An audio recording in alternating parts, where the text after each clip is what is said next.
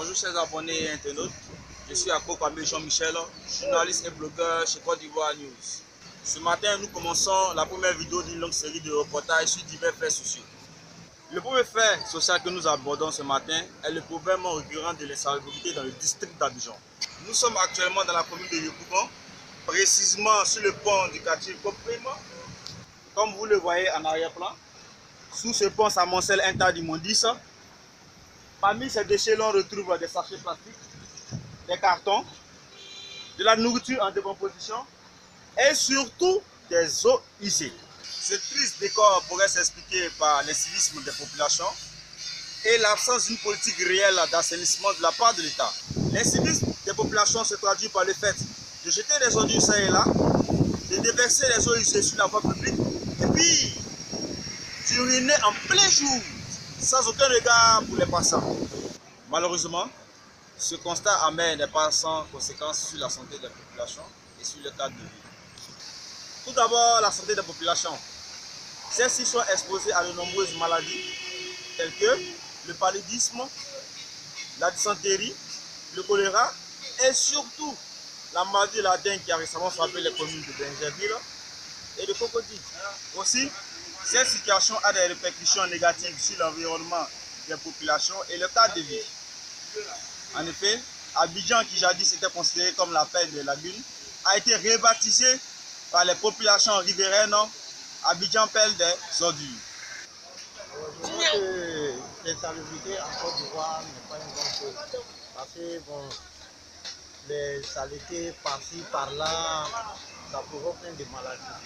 Et surtout, ça salit la ville. Ça ne donne même pas de bonne image à la ville. Surtout qu'on dit Abidjan perle des lagunes, mais on remarque qu'aujourd'hui Abidjan est devenu la perle de la saleté. Ça c'est une chose, c'est très vilain.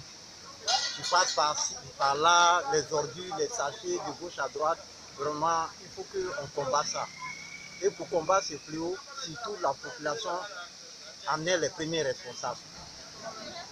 Vraiment, j'aimerais que on essaie de voir comment lutter contre ça. Parce que ça ne donne pas de bonne image à la ville. C'est mon point de vue. Bien que ce constat soit alarmant et alarmiste, il est encore temps d'y remédier. Cela passe par une action commune de l'État et des populations. D'une part, l'État doit prendre ses responsabilités qu'elle n'a jusqu'ici pas ou peu assumées.